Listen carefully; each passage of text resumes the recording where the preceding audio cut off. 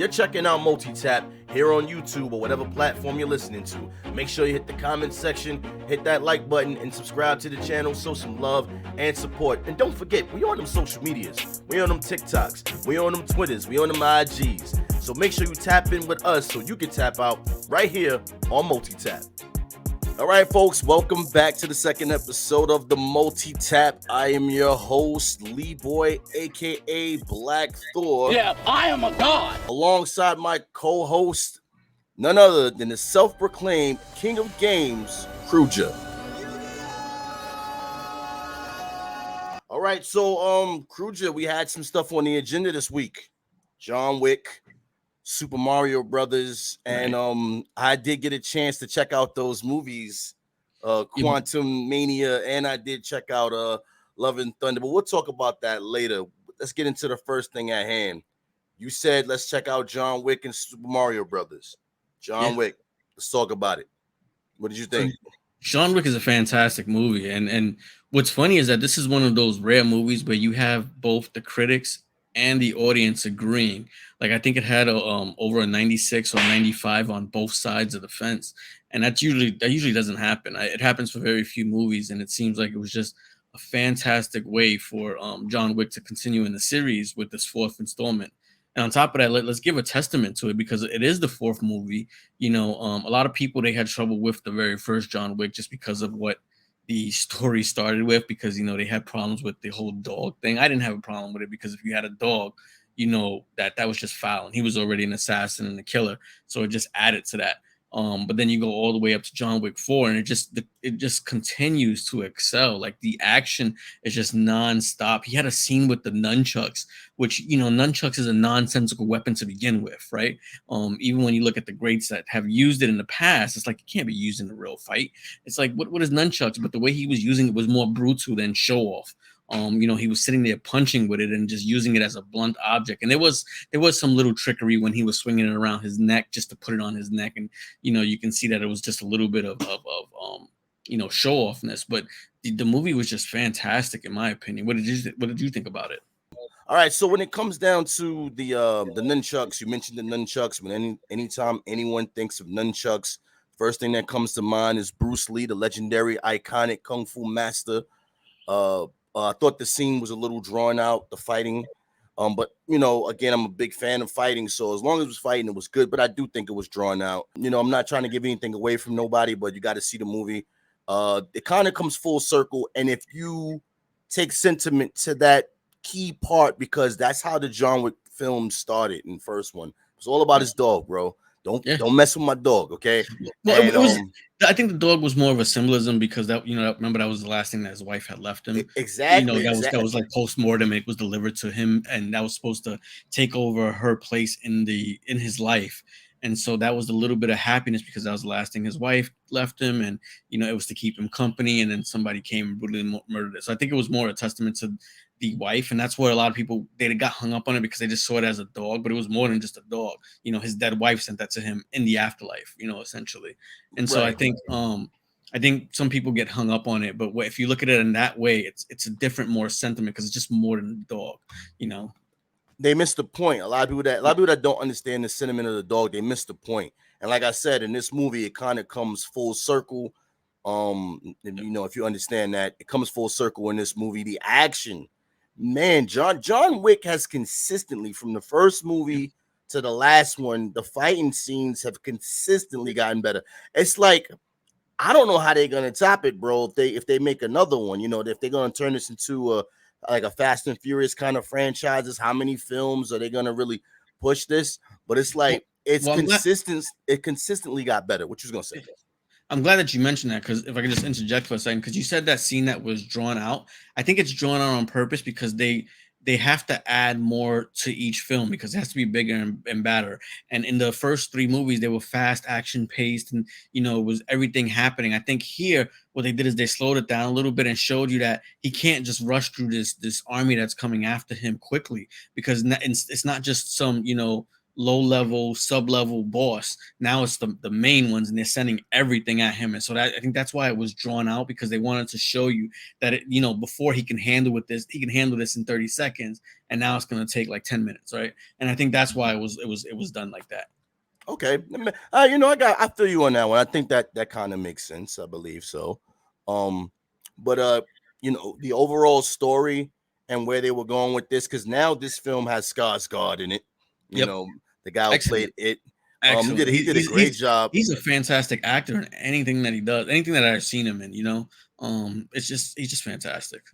Yep, and Donnie Yen, the legendary kung fu master Donnie Yen, Mister AKA Ip Man, was He in the stole movie. he stole the show a couple Yeah, of times. pretty much. He stole the show. He really pretty does. much, pretty much. Which and he stole the show without making Keanu look bad. You know what I'm Right. saying? Like Right. that's the part I liked about Donnie Yang's character, because he's there for a reason. There's a reason. There's a Yeah. big reason, and you can kind of side.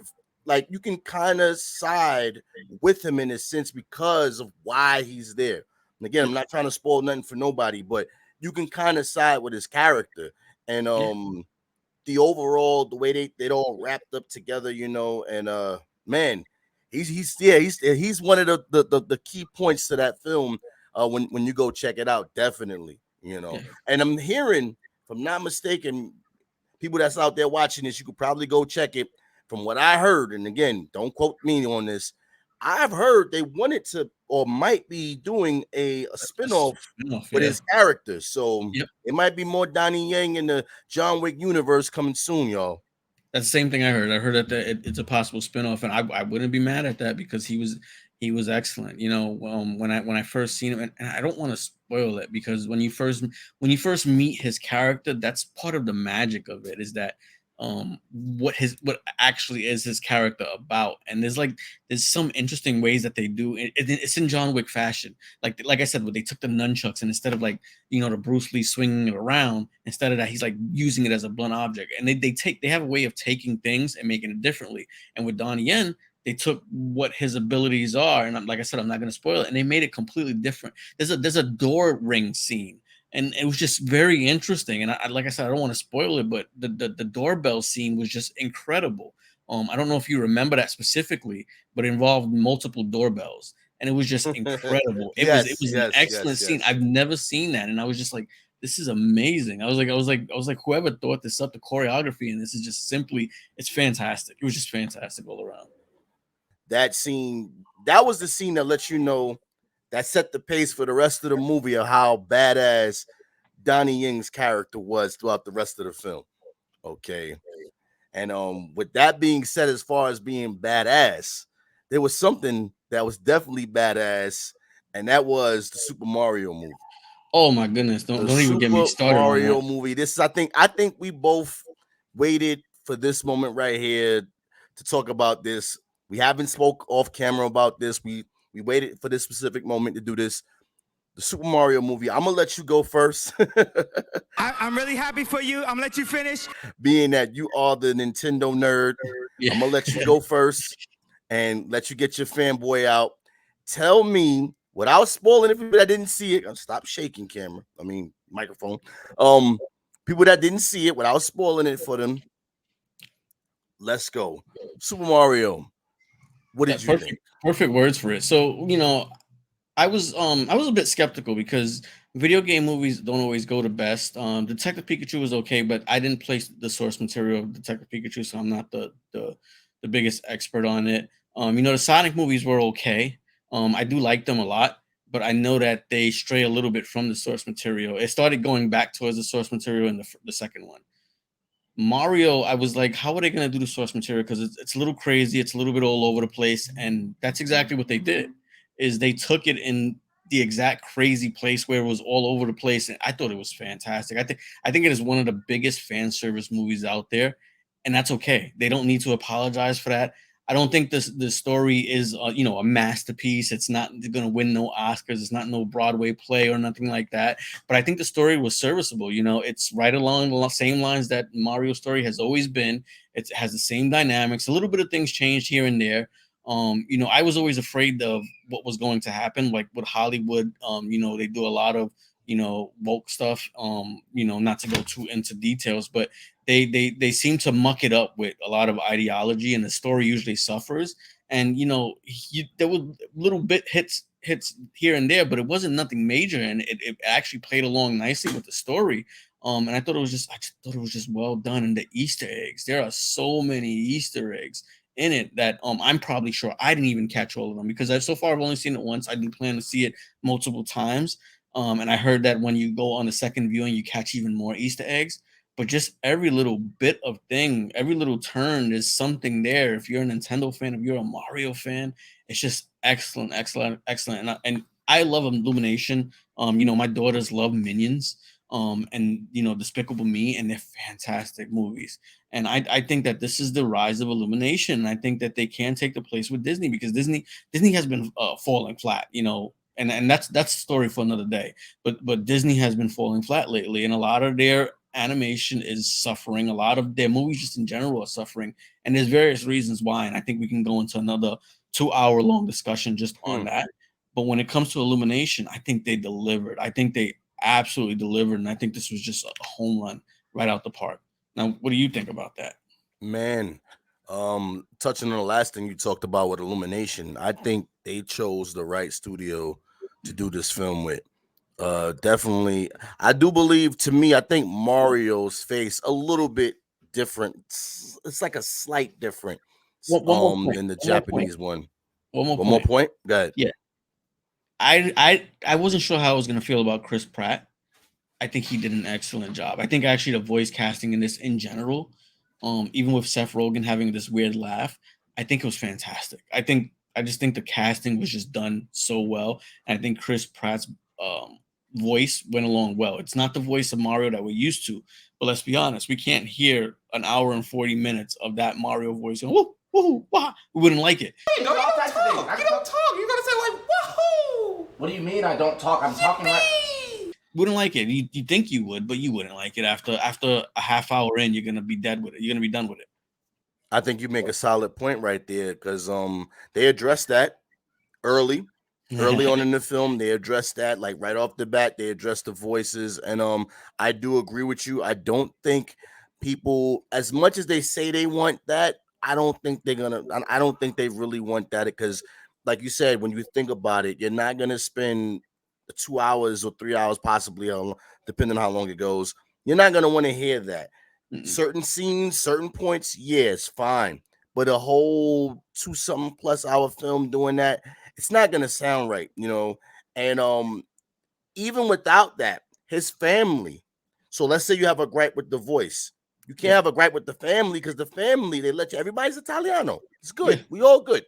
This is that Mario and his brother, they speak a little bit more proper. That's about it. Yeah. Other than that, it's straight up to the point, and they address that early in the film. As far as Easter eggs are concerned, if you're a Nintendo fan, or if you grew up on Nintendo, this movie delivers and leaps. And the thing about it, the way the Easter eggs are placed in the movie, it fits so perfectly to the film that it doesn't seem like, sometimes people would sneak Easter eggs in that has nothing to do with the film. It really doesn't carry the film nowhere. It does nothing for the progression of the storyline.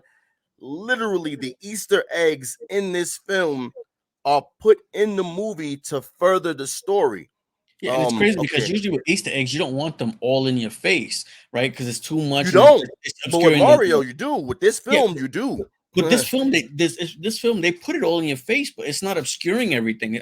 It's weird. It's like it's there, but it's a part of the world. Like, it makes sense. Everything makes sense, and it's just normally that doesn't happen when it comes to Easter eggs. Normally it's like, oh, that's cool, but it's a bit cheesy. It didn't feel like that.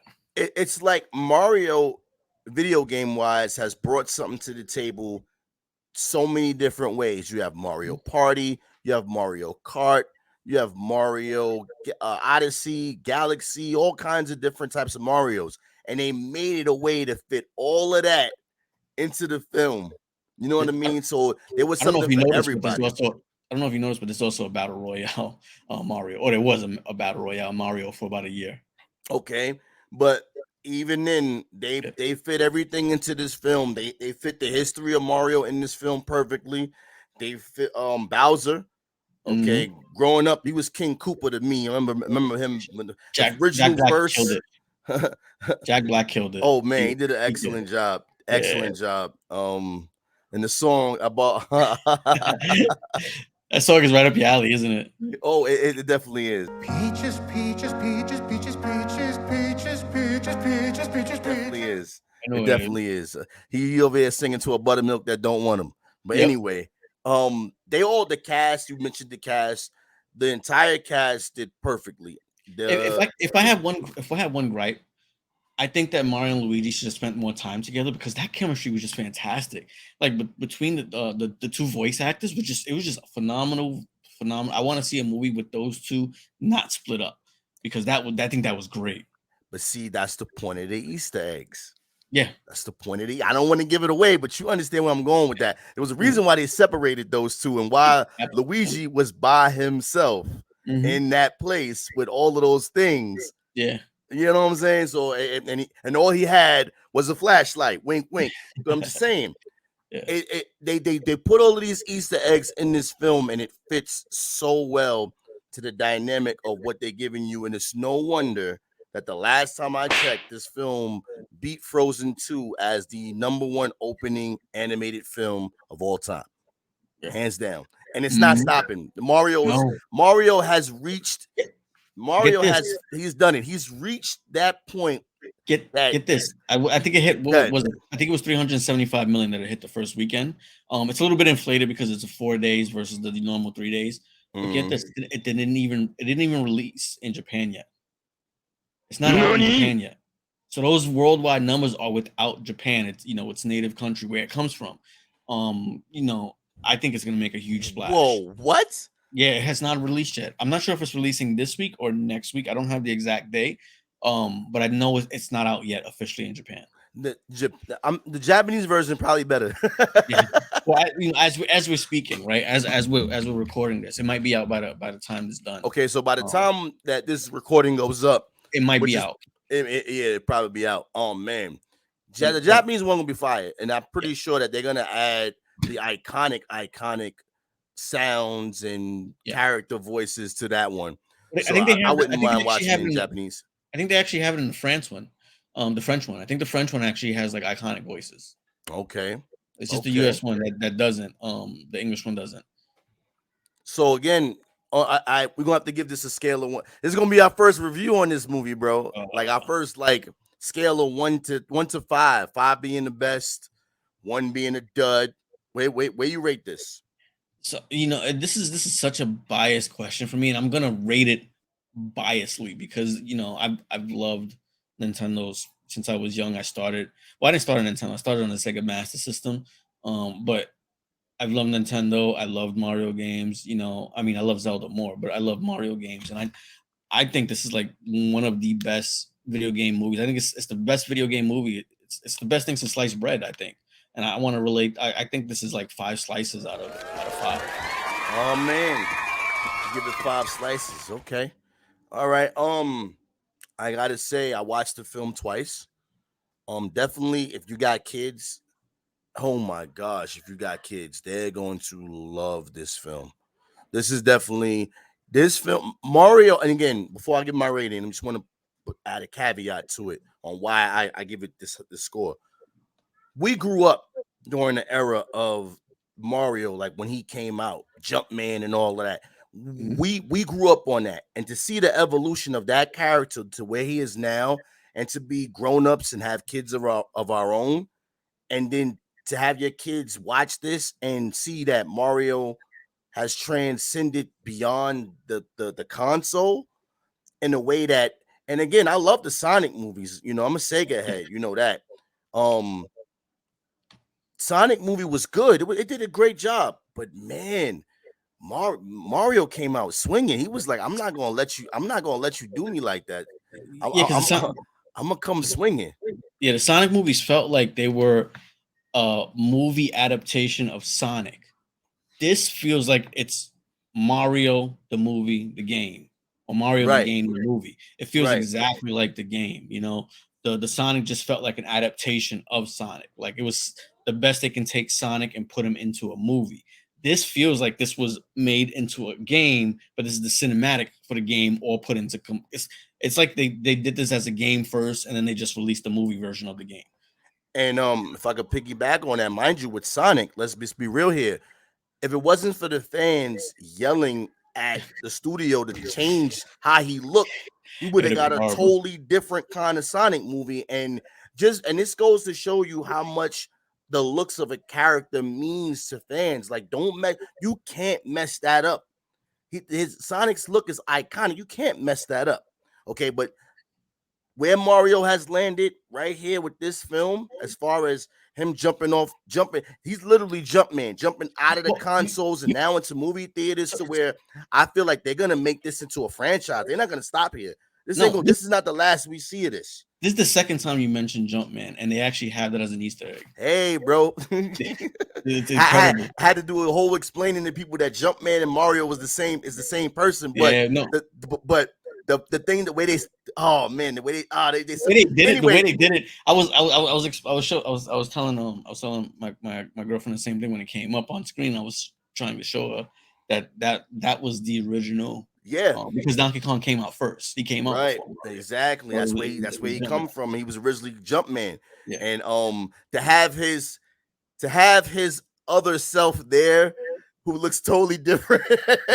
Like it was just funny, and I loved it, you know. But again, my rating for the Mario movie, and this is not biased. This is just based off of watching the film twice, because the first time I watched it, I had my nostalgia glasses on, straight up, and because because the way it was hitting me was like, I can't find nothing to pick at if I'm like wowed the whole time, you know what I'm saying, and loving every time they did something that I like. I go, I'm feeling that, yo, yeah. I'm feeling that. So the second time around, I put the critical glasses on.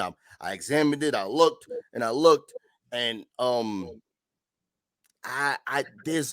if there is something I don't like about the film, it's probably super minor that I don't even have to mention it. You know what I mean? The only thing I said that kind of bothered me a little bit, like I said, Mario's face to me was a little bit pudgier than normal.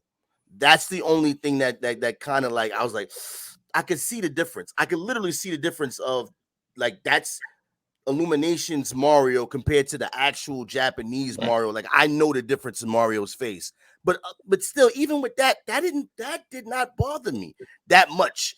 And I'm like, if I'm nitpicking about a face animation and that's all I could think of, then my dude, this movie is flames. Yeah. And I would have to give this movie the best thing since sliced bread, five slices. Wow. 5 slices.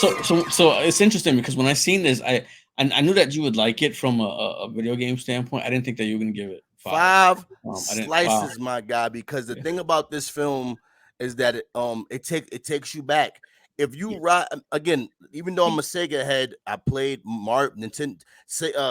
The NES was my first ever system that I've ever owned in my life, and the first game I've ever played was Super Mario. I didn't own the Super Nintendo because I jumped on board with the Genesis, but I followed Mario from the NES, Super Nintendo, to Mario 1, 2, and 3, to Super Mario, to Mario 64, you know, and what was it? The GameCube Mario, Odyssey. Like, this character went on, like I said, he jumped out of the console and jumped into the movie theater, and he said, I'm gonna bring everything that you love about me. I'm not gonna turn away from it, and I'm gonna give it to you in this movie form. And my thing was, like, for example, this film, if you ever, and I don't know if this is the same for you, because we're talking about Mario's world, when he left where he from to be where, you know, the Mushroom Kingdom at, and Bowser's world, that world always seemed messed up to me. Like, it was never cohesive. No, you know what I'm saying? And every game it looked different. There was always some different mechanics. So it's like it was like multiverse Mario or something like that. Like, and the funny part about it is that this movie did not try to make it cohesive. It was just that it exists like that. It all exists and it all makes sense. To me, the movie made more. The movie made sense to me. It's one part of the movie where they literally have a map of the Yeah. kingdom of Yeah. where it was at, and I said, "Oh, so that's how it is." Because we never had a map, bro. It always Mario would Yeah, land maps. somewhere and Mario World had maps. no, not those. No, but here's the thing. All right, Mario World had maps, but guess what, bro? That's only one section of the isle of the big Yeah. piece. Like the movie had a whole map to show you this is how this place is, and this is the reason why you had pipes going all crazy over here, and you had some other thing, some sand looking place. So, it connects.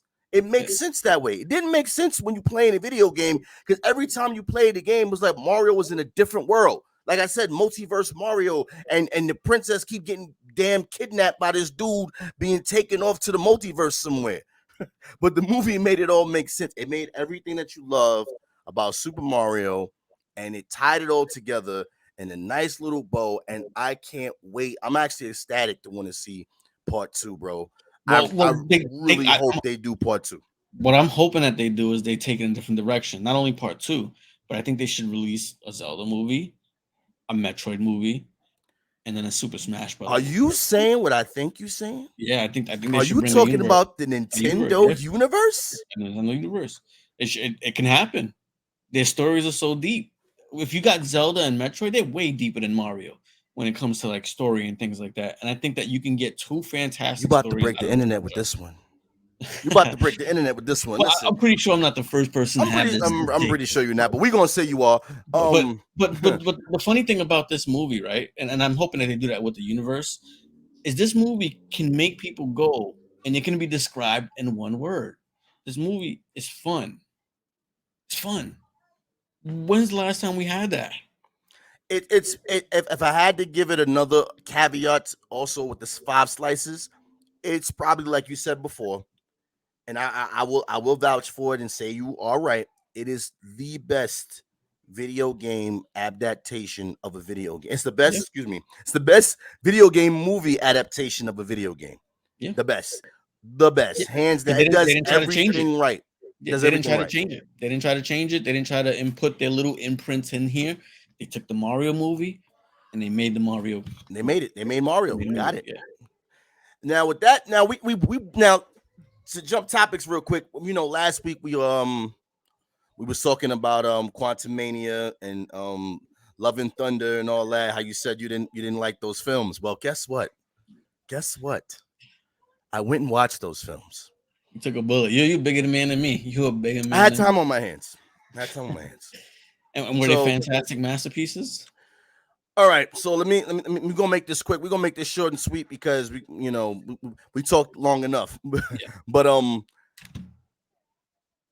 let's go with Love and Thunder. Love and Thunder. Let's go with that before I get into Quantum Mania real quick. Love and Thunder. I like the Thor Ragnarok character is still there. He wasn't a. You was talking about him being a. You don't like the fact that he was a blundering idiot. You know they kept the Thor Ragnarok character. He's not a blundering idiot. He is very much well aware that he's messing with people. You know, like the whole cocky, arrogant, but I'm still self-righteous, but I'm a good guy kind of thing. He still does that. It's no blundering idiot. He's not a buffoon. Gore the God Butcher, played by Christian Bale, did a great job. And outside of that, and Jane, the whole storyline of the Jane Foster Thor character tied into the film very not she didn't overstay her welcome. Forget my drift. But it made sense on why they did it, and it was a great send-off to a character, and they wrapped that whole thing up. And the interaction between Thor and his hammer was funny as hell because he kept every time he go around his hammer, the axe would float by and stuff. So it was really good. The film overall was good. I'm not gonna sit there and butter and sugarcoat the shit. Come on, y'all. I know me. I gotta say the film was good. I liked it. I don't know why I didn't do so well in the box office, but I would have to say I enjoyed the film for what it is. It was a Thor movie. Was it better than Ragnarok? I don't. Maybe could be. it was like if you wanted it to be better than Ragnarok, it didn't. I don't think it was better than Ragnarok. I think it met it or is close to it. But I think people probably expected more out of the Thor movie, and maybe that's the reason why they didn't like it. Well, Thor shouldn't be that way. His cockiness is good, but at some point he should be a better hero. Like, you can't keep doing that to him. You keep the cockiness, but there's a way to do, like, look at Tony Stark from Iron Man 1 to where he ended up at. It's such a great big arc. Whereas Thor, I feel like his heroism is actually decreasing. His heroism is actually going down. I think that's the problem that a lot of people have, because that's the problem I have, is that his part one heroism, he was very heroic, but he was an idiot.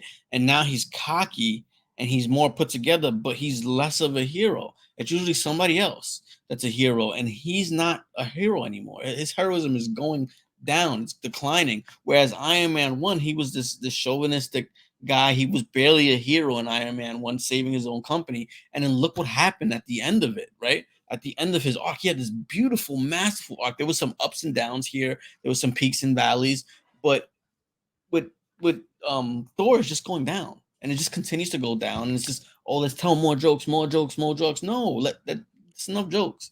Jokes are good in a context, because you know me, I'm not that serious a person. I might be serious here on camera, but at what point is he going to become the hero that we want? I believe I would have to disagree with you on that.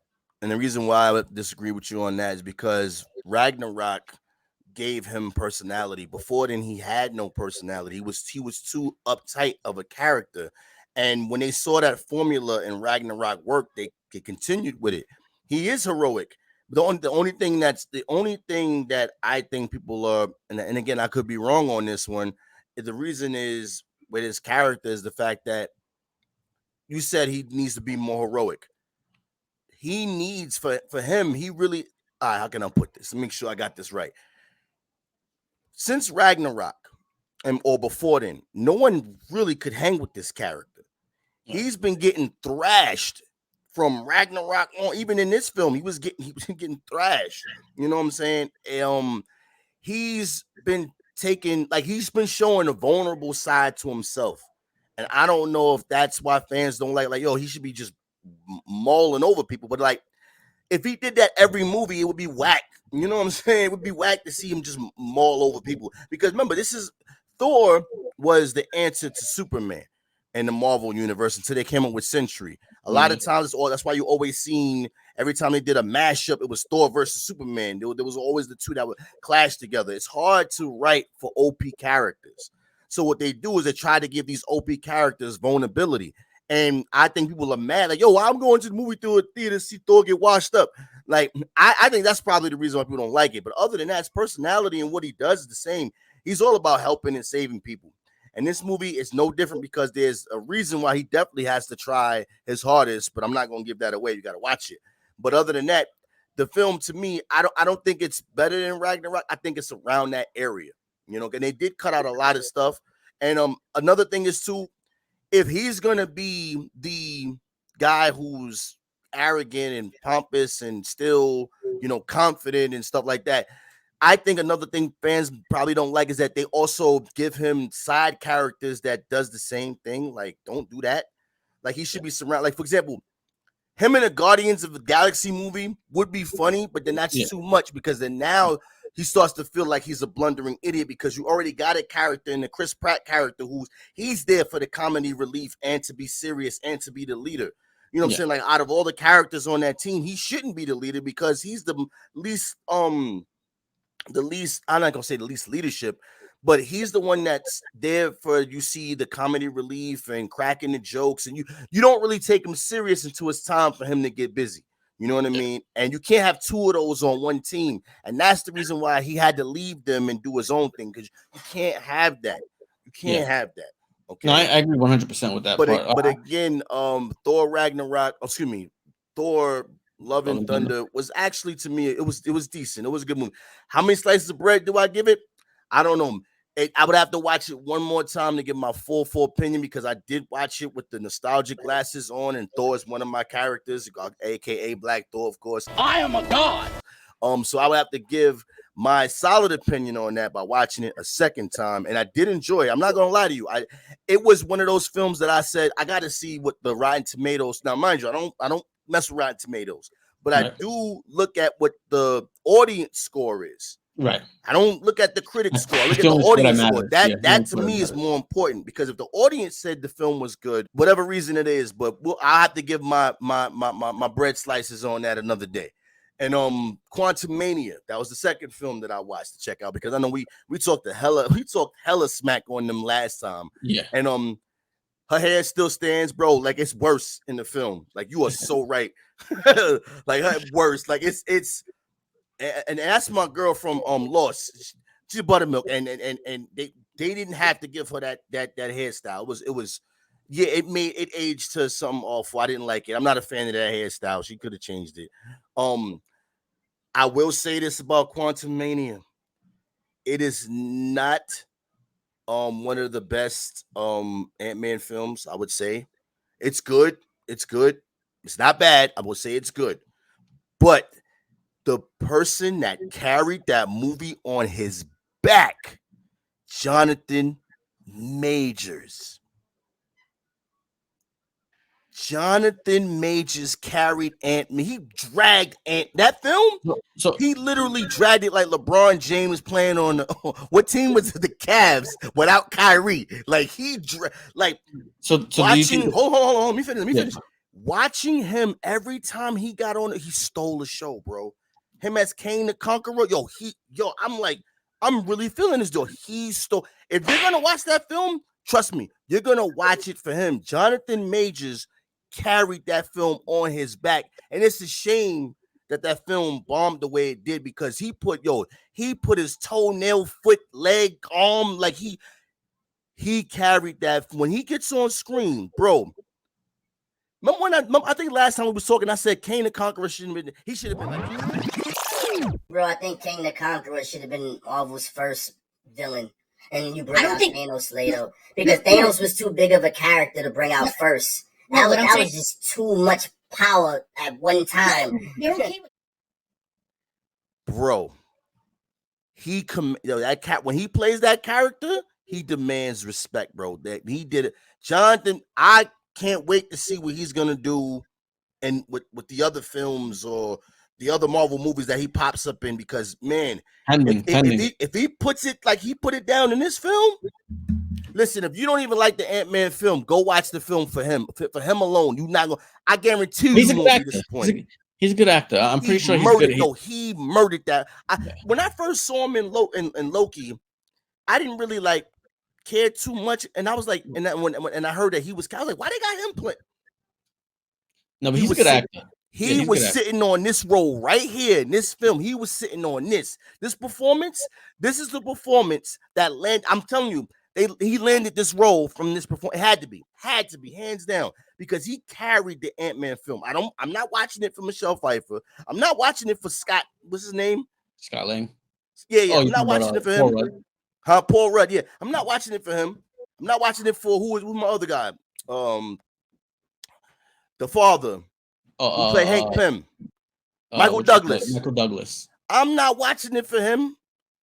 Bro, this film, if you watch it, I guarantee if you go check it out, Jonathan, when he show up on the screen, game over. But do you still think that he was the right villain to choose in the Marvel? Now, after this is the thing. If anybody else was thinking the way I was thinking, they need to go see this film then, because this is the film that he puts his foot down in this film to show you. I'm gonna show you why they put me as the villain. I'm gonna show you why I'm a problem. Kruger. I know we talk hella smack about this film, but if you watch it, wait till he show up on the screen, bro. I'm pretty sure he's fantastic, because like I said, he's a pretty good actor. I've seen a couple of his things, and I'm really looking forward to watching Creed 3 and seeing his performance in Creed 3. Oh, he killed that too. And I'm not saying that I didn't get to see it. I'm not saying that he wasn't going to kill it as Kang the Conqueror. My problem is the fumbling of everything that they have going on, and the fact that you even said it yourself. You said this isn't even the best Ant-Man movie. That's very decisive, because most people don't like the Ant-Man movies. Most people don't. I like the Ant-Man movies. I did like both of them. Most people don't. I like the Ant-Man films. You know, they weren't on. How can I put this? The character, the character itself, you know, is just, you know, okay, he's small and he can hit. It's like, yeah, he's good with a bigger setting, but on his own, it's very, very neat. There's only so much you can do with growing and shrinking, you know. Right. So, but this film here, you know, I think I might take that back. I think, you know what? I am gonna take it back. I'm gonna say it right here live on Multi-Tap episode 2. This is the best Ant-Man film. And I might listen. Come at me in the comment section, y'all. Come at me in the comment section if you think I'm wrong. Because here's why. Jonathan Majors carried. I'm telling you, he LeBron James this film on his back, bro. He carried them to the finish. All right, I'm gonna have to look at these two movies. He puts the glue, like, without him, like, put it like this: if you cut him out of this film, it's trash. With him in it, it's gold. But that's a problem, though. You shouldn't. It shouldn't just be trash. It's gold. I mean, but that performance, though, bro. I'm sorry. I understand. It's a good performance, though. It's a good performance, but if you're saying everything around it is shit, then I mean, how can I put that? I mean, I can't debate you. You're not gonna like. Here's what I'm saying, but people probably didn't like about it, or the storyline was very incoherent because there's no reason why they should have went where they went to because of why they went there, you know. And then the daughter who's in the film, you know, the whole point about her and her attitude and how she's acting in the film, there was no need for that. You know, as far as like her character to be acting the way, there's no need for that. And Michelle Pfeiffer's character just being so, I don't want to say nothing about the quantum realm. And then when we get there, you know everything about it. But in the entire time, the family's been asking you for years about it, and you don't want to open up about the storyline. No, oh man, see, I'm flip flopping today. I understand because when you have a fantastic performance, you can even say this about you know, the first Black Panther, right? The fantastic performance that Michael B. Jordan gave as Killmonger, I think single-handedly carried that movie. And I think if you were to take that away, you would have an average to maybe even below average film in Black Panther. But because he was there, it elevated it to it was a phenomenal film, you know, because of that. So I understand what you're talking about with the Jonathan Majors. The problem is that I would have to disagree with you on that on the Black Panther film because Chadwick Boseman was such a great actor. And you had Angela Bassett, you had all kind of things in that film that made that film. And think about it, it's the first time seeing Wakanda and their constructs and how they govern and how they move and just the whole. And I gotta bring this up, putting Black people in a way better light than we normally would be in. Absolutely. So with that being said, that's the reason why I said I would have to disagree on that. But I will say that Killmonger, his character was the, you know, like everybody loved Michael B. Jordan in the Killmonger role. But at the same token, it's like Chadwick, Wakanda, everything else that go along with the film, the colonizers. But it was good, but the story was generic, right? The whole story was generic. It was good. All of that was nice. All of that was good. Like, so I said, that's why I said it would be like an average film, or, you know, even slightly below average. I don't even know if I can quantify it slightly below average, but when you add that villain element, it's excellent. So right here, it seems like you have a bad movie, but you have a good villain, and a good villain can carry a movie. A good villain. I've always what was my gripe with the Marvel universe? It's always they have bad villains, and when you have a good villain, it can propel that story. Like if you take Michael B. Jordan out of the story of Black Panther, a lot of it is lackluster. Chadwick Boseman is fantastic. I don't think they should have casted anybody better. I think he's excellent, but I'm just talking about storytelling wise, right? That element, that villain, and then you have an actor that can portray that villain, an actor that can sell it, and it excels the film way beyond, right? The reason Ant-Man didn't succeed is because they have that villain and they have that actor that can propel, but the rest of it is garbage. And when the rest of it is garbage, you turn off certain people. Like, I care about villains, so I might like the movie, and I'm gonna see it because I can't adequately debate you now that you've seen it without seeing it, right? So I have to see it. But you can't have the rest of the pieces just be mush, because then there's no traction. There's no traction whatsoever. And that's the problem, is that you got this movie where a lot of people didn't see it. And again, this is the second time he's appeared. Second time that Kang the Conqueror has appeared. And I guarantee you, like 60% of the normal Marvel audience has no idea who he is. Let me ask this question: do you think they didn't see this film because of the bad reputation that Marvel's been having recently? Like, for example, no. when So you start to compile all of, for example, one after another, they've been getting hit with just bad. And mind you, everybody from even before I saw it, everybody was talking about how good Jonathan Major's performance was. Right. I just wanted to see it, and I saw it firsthand. I was like, damn, he did good. Then I'm like, damn, he did so well for people not to go see the film. You know what I'm saying? Like, and then because bad reputation could carry a long way.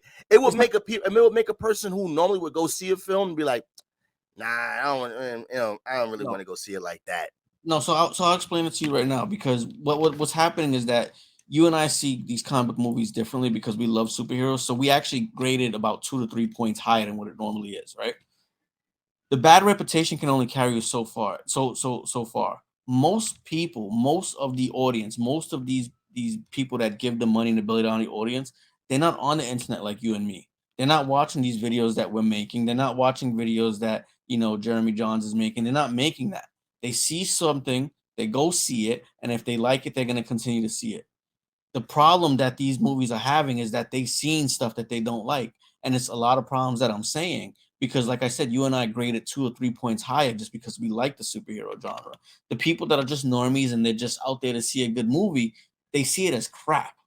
And so when they see the first crap load and then they go and they see the second crap load, so you have 100 million people seeing, what was the first one? Doctor Strange in the Multiverse of Madness. They didn't like that because of all the beats that we were talking about and all the stuff. When I tried to take off my superhero glasses, I can tell you about all the storyline, the plot holes, the problems, the babysitting aspect, the villain issue. They see that. They're not vocal, so you're not going to hear about them. They don't care about no bad reputation. They just went to see a movie. They spent their hard-earned money, and now they don't like it. So 30 million people decide Thor and Love and Thunder is not for me. So 70 million people go to see it. And these aren't accurate numbers, so don't flame me in the comments because I'm not going off of a spreadsheet right now. But 70 million people go to see Thor Love and Thunder, and they're like, man, the last movie was okay. I'm not the 30 million that felt it was crap. It was just okay to me. But this one is crap. I'm not going to see whatever the next movie is. They're not on the internet. They're not vocal. They're not looking at all these online articles. They're just not showing up because the last two they didn't like. Because it's not for them. So they're turned off, Ben. Pretty much. Like they're turned off. But not by reputation, just by experience. So they're turned off because once they started to turn, this new leaf with their new direction, they've just been one fumble after another to the point where I don't even want to take a chance and see this film. Okay, it's just out of experience. So you've probably had this where you've gone to like a Chinese restaurant or a pizza place and they were good, and then they just stopped being good. But nobody was telling you that they were bad. Just that your experiences was bad, and you didn't tell them that they were bad. You just walked away. Away. And that's what this is, that people are just walking away. They're not enjoying the movies because, and the fans are telling you, a little bit extreme. Maybe you don't need to do everything that the fans say, but in those messages are what normal people feel that they're just not going to say, and they're just going to walk away from the product, and you're not going to get the same kickback, and you're spending all these big budgets, and the budgets are getting higher and higher and higher, and your return is just going down. And that's a recipe for disaster, because you want to make it the way you want to make it, and you're like, screw the fans. The fans don't know what they're talking about. But what you don't realize is that the people that are in the middle, the people that you really want to get, not the fans, because the fans are too extreme sometimes. The fans want too much sometimes. Those people in the middle, they hold some of the values of the fans. And you are just pissing them off, and you're never going to know, because they are not on the internet. They're not on the internet like that. They're not looking at YouTubes like that. And they're walking away. They're just walking away. And that's what they're experiencing right now. They're like, oh, why are we failing? Well, first off, you said screw fans. This movie's not for you. So the diehard fans don't go. And the movies that you make it for, there's a little amount of people for that. And the people that you're missing is the ones in the middle that you have no idea what they want. They want part of what the fans want. Part of it. You don't have to go to the extreme, but part of it. And you should listen to the fans a little bit. Not all the time, because they're really crazy. We got a friend that's like that. It has to be comic book accurate or it's not a good movie. Like that, you're not like that, right? But we do have a fan like that, and most fans are like that. No, just a little bit. You need to bring a little bit of that to please the normal audience. That's what you're missing, and you don't have their voice. You're not gonna have their voice. They're just blue collar workers, day in, day out. They go see a movie. If they like it, they go see part two. If they don't, they don't. All right, so there it is. Kruger gave his point on that. You guys in the comment section, if you're watching this video, tell me who's right. Leave it in the comment section. What do you think about the reason why people didn't go check out Quantum Mania or Love and Thunder? All right. It was the babysitter. It was the babysitter. That's why they didn't go. It was the babysitter. Nobody like that. Okay, so you said you had something to tell me. We saved it to the end. So do you know? So we're big Star Wars fans, right? You know, our first PC. Well, love Star Wars. You brought the PC. You know, you got into PC gaming just for Star Wars Galaxy when I mentioned it, right? So that's what got you into that, baby. You know, my first game was actually, I think, did I go back and play EverQuest? Yes, I know I had Jedi Academy too, but I think I went back and played EverQuest. Because I was preparing for Star Wars Galaxy. I was preparing, but I got to play. You pretty much baited me into this. Yeah, you know, but it was a good bait. It was a good bait. I ain't gonna front. I ain't gonna lie. It was one of the best baits to change my life. So we're huge Star Wars fans. Have you heard anything about this whole Star Wars celebration that they recently had? I've been behind. I've been meaning to catch up on Mandalorian. I've been meaning to catch the Obi-Wan. I'm behind on anything Star Wars right now. So everything that you're telling me right now is new. Go ahead. I got fantastic news for you. They're coming out with a new movie, and it's gonna have our favorite Jedi starring. You better not say Jar Jar Binks. No, he's not a Jedi. I was about to flip. I was about to flip. Huh? No, it has our favorite Jedi starring the movie. So we're gonna get excited for it. They're bringing back Rey Skywalker.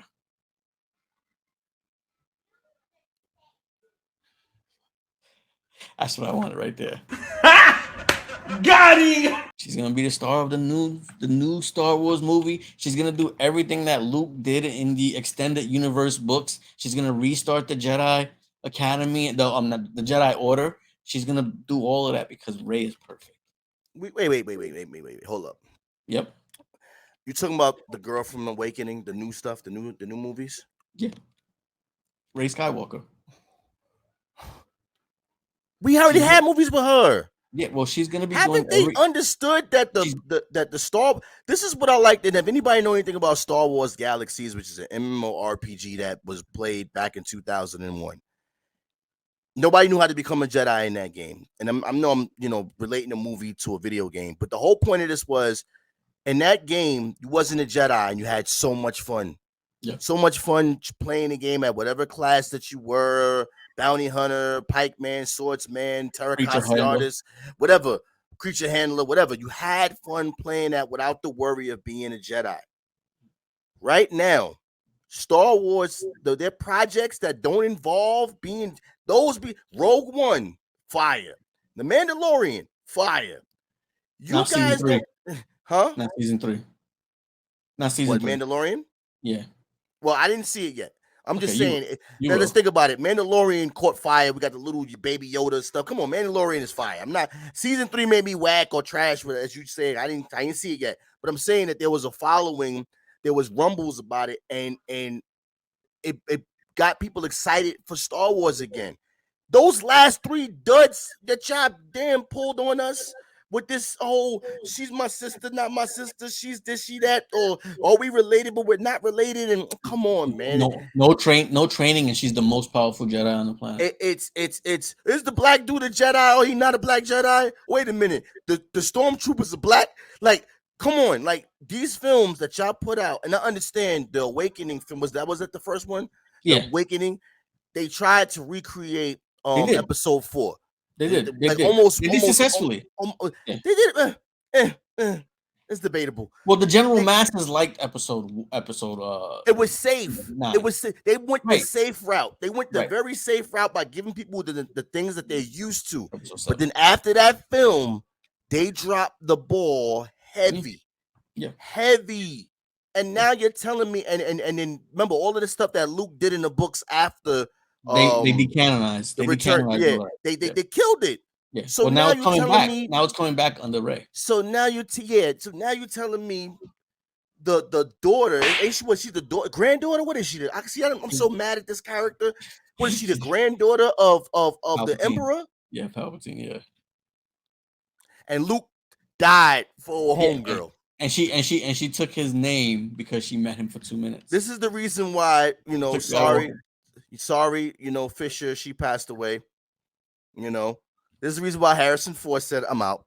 This is the reason why Mark Hamill said, I'm out. It's funny because one of the Access Media people, and I don't know if they inadvertently did it, right? And you should find the clip, right? You should find the clip. One of the Access Media people actually accidentally asked us. They said, in the first movie, you had access to Han, Luke, and Leia. How come they never shared a scene together? While Fisher was still alive, while Han Solo was still alive, and while Luke was still alive, why did they never share a scene together in that whole movie? Because they don't listen to the fans. They want to make their own mush. And now they're doing it again. The reason people don't like Rey is because she's boring. She came out the gates perfect. There's no flaws. What kind of characters? I said this. Didn't I say this in the Doctor Strange movie about America Chavez? Where the hell are the flaws? I'm going to tell you what's the flaw. The flaw is that Palpatine got away without paying child support. He just left her on that. He just left her on that planet. We had to guess whose lightsaber it was. And listen, because they were hinting at a whole bunch of stuff with all of that stuff. But then she picks up the Skywalker name for a dude she knew for 2 days. Why? Because she liked the way he drank blue milk? Bro, I don't listen. I was hyped for them doing, Star Wars TV shows and things of that nature. She's gonna be doing the Jedi Order as she's gonna be redoing the Jedi Order the way Luke did it in the books, but a little bit different, of course. And she's probably gonna wind up being pregnant off of the kiss that she had with Kylo Ren. He put the Force in her. The Metachlorians are going to be pregnant, and that's gonna be the new Dark Sith. All right, we done here. I don't want to hear no more. This is really messing up my childhood. I'm being traumatized by this, man. I thought you would like that little bit of news. This wasn't good news. This is bad news. You can't. I never said it was good news. Leave in the comment section. Also, don't forget to subscribe to our channel right here on Multi-Tap for more games. We got to do a game. We still haven't. Check out Stolen Realms. Stolen Realms. We gonna have to make a separate video for that one, y'all. Indie game of the week. Check that out. Stolen Realms. Very good indie game. And again, if you haven't done it already, hit that comment section, hit that like button, and we'll see you guys on the next episode of the Multi-Tap. Tap in to tap out. Catch you on the next one.